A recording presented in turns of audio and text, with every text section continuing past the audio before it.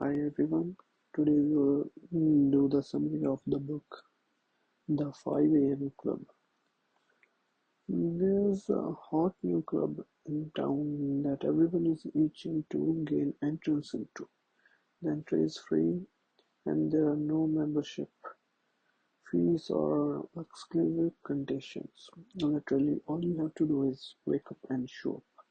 The majority of us already know the importance of starting your day right, but getting up at 5 a.m. might sound a little too alarming.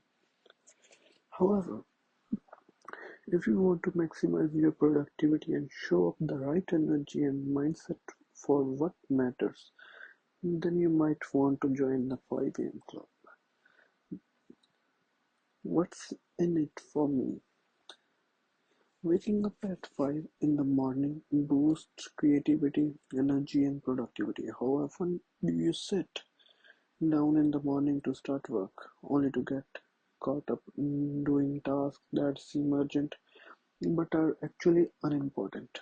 It's easy to spend work time replying to emails and calls, responding to social media messages, and scrolling through the latest news feed. We flip our focus from one task to another, and by the time we reach lunchtime, we are tired from our morning's work, but without much to show for our efforts.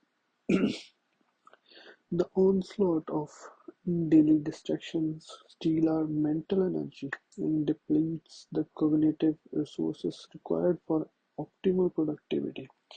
However, at 5 a.m., when the world sleeps, we have the golden opportunity to wake up and channel our focus and creative energy towards accomplishing goals that really matters. A more peaceful start to the morning also stimulates the production of two mood-boosting neurotransmitters, dopamine and serotonin.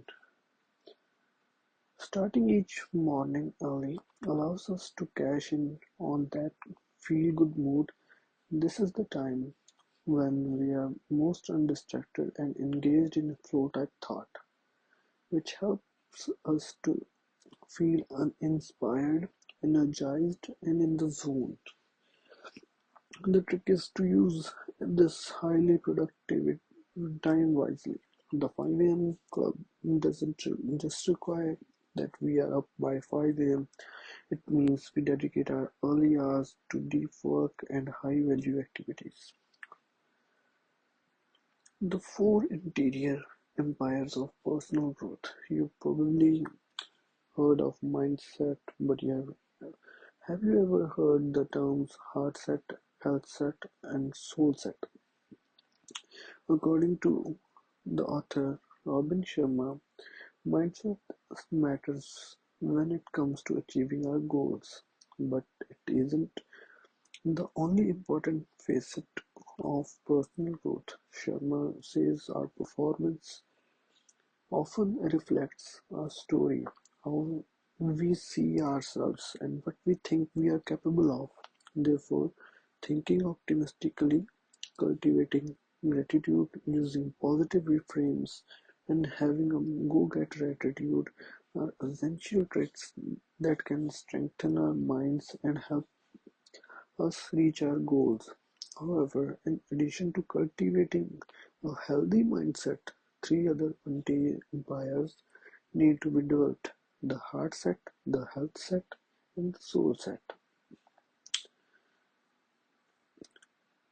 Great mindset can inspire a positive mental attitude, but if our heart feels difficult, it will be hard to work from a space of creative productivity.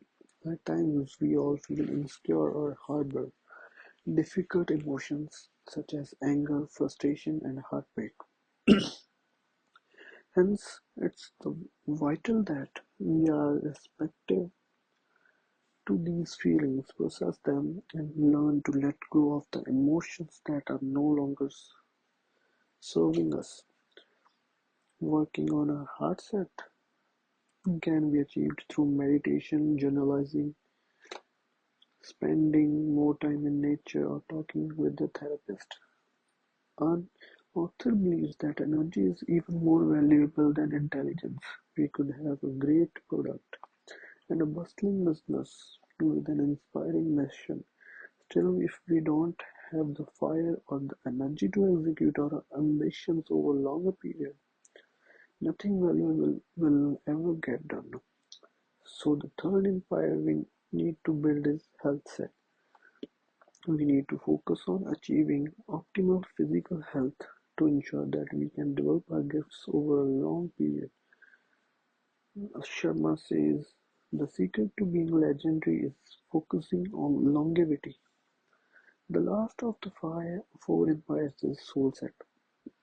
How can we make our soul come alive?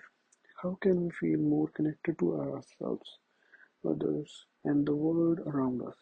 Perhaps we can find ways to disconnect from our technology-driven world, spend time in nature, and reconnect to ourselves, our values, and what drives us to create in the first place. Sharma believes that working daily on what makes our soul come alive can help us answer critical work-related questions. This will help us answer questions such as how can our work be a ministry of mastery to benefit fellow human beings? Or what's the cause that's larger than ourselves and how do we live not for me but for we? To perform like the top 5%, we need to stop acting like the 95%. When a morning alarm goes off, many of us might hit snooze and frankly saying, I am also doing so, and roll over to get a few minutes or a few hours of extra sleep. People who do this tend to rise later and usually feel groggy as they rush to get work on time. This might be start of an average person's day, but is average the best you can do? Science shows that it takes 66 days to form a new neural pathway. So if you like hitting snooze, know that initially getting up pre-dawn is going to feel very difficult and unnatural. You'll have to summon all your willpower. Expect to feel a little bit out of control, confused, and you'll want to quit. However, every single one of these feelings is normal, and each day you commit to this new habit is a step closer to making it stick. A good night's sleep. How we spend the last hours of the day is just as important as how we spend the first. The secret to sustaining the ritual of waking up at 5 a.m. is to be in bed and ready to sleep by 10 p.m. Just like the move, rest and reflect formula.